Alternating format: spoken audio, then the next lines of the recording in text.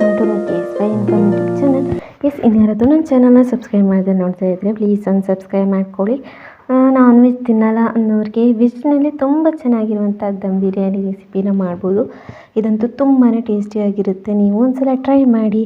ಮೊದಲಿಗೆ ಒಂದು ಪಾತ್ರೆಯಲ್ಲಿ ಒಂದು ಸ್ವಲ್ಪ ಬೀನ್ಸ್ ಹಾಗೆ ಒಂದು ಸ್ವಲ್ಪ ಕ್ಯಾರೆಟ್ ಇದು ಮ್ಯಾರಿನೇಟ್ ಮಾಡ್ಕೊಳ್ಳೋದಕ್ಕೆ ಚಿಕನ್ನ ನಾವು ಯಾವ ರೀತಿ ಮ್ಯಾರಿನೇಟ್ ಮಾಡ್ಕೊತೀವಿ ಹಾಗೆ ಬಟಾಣಿ, ಫ್ಲವರ್, ಬಟಾಟೆ ಹಾಗೆ ನಿಮ್ಗೆ ಯಾವ ಇಷ್ಟ ತರಕಾರಿ ಅವೆಲ್ಲ ಹಾಕ್ಬಿಟ್ಟು ಇದಕ್ಕೆ 1 ಕಪ್ ಆಗುವಷ್ಟು ಮೊಸರು, 1/2 ಟೀ ಸ್ಪೂನ್ ಆಗುವಷ್ಟು ಖಾರದ ಹುಡಿ, ಹಾಗೆ 1/2 ಟೀ ಸ್ಪೂನ್ ಆಗುವಷ್ಟು ಬಿರಿಯಾನಿ ಮಸಾಲ ಹುಡಿ, ಹಾಗೆ ರುಚಿಗೆ ಬೇಕಾದಷ್ಟು ಉಪ್ಪು, ಹಾಗೆ ಒಂದು ಅರ್ಧ ಟೀ ಸ್ಪೂನ್ ಆಗುವಷ್ಟು ಅರಿಶಿನ ಹಾಕ್ಬಿಟ್ಟು ಜಿಂಜರ್ ಗಾರ್ಲಿಕ್ ಪೇಸ್ಟ್ನ ಸೇರಿಸ್ಬಿಟ್ಟು ನೀಟಾಗಿ ಕಲಿಸ್ಕೊಂಡು ಎತ್ತಿಟ್ಕೊಂಡ್ಬಿಡಬೇಕು.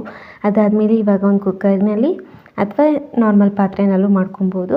ತುಪ್ಪ ಮತ್ತು ಎಣ್ಣೆನ ಹಾಕ್ಬಿಟ್ಟು ಇದಕ್ಕೆ ಸ್ಪೈಸಸ್ ಎಲ್ಲ ಹಾಕ್ಕೊಂಡು ಈರುಳ್ಳಿನ ಹಾಕ್ಕೊಳ್ಳಿ. 2 ಗಡ್ಡೆ ಈರುಳ್ಳಿನ ಹಾಕಿ ಕಾಯಿಮೆಣಸು ಹಾಕಿ ಫ್ರೈ ಮಾಡಿಬಿಟ್ಟು ಅದಾದಮೇಲೆ ಇವಾಗ ಮ್ಯಾರಿನೇಟ್ ಮಾಡ್ಕೊಂಡಿರುವಂಥ ತರಕಾರಿಗಳನ್ನೆಲ್ಲ ಹಾಕ್ಬಿಟ್ಟು ಮೇಲ್ಗಡೆ ಸ್ವಲ್ಪ ಕೊತ್ತಂಬರಿ ಸೊಪ್ಪನ್ನ ಹಾಕ್ಬಿಟ್ಟು ಪುದೀನ ಹಾಗೆ ಕೊತ್ತಂಬರಿ ಸೊಪ್ಪು ಎರಡನ್ನೂ ಸೇರಿಸ್ಬಿಟ್ಟು ನೀಟಾಗಿ ಮಿಕ್ಸ್ ಮಾಡ್ಕೊಳ್ಳಿ.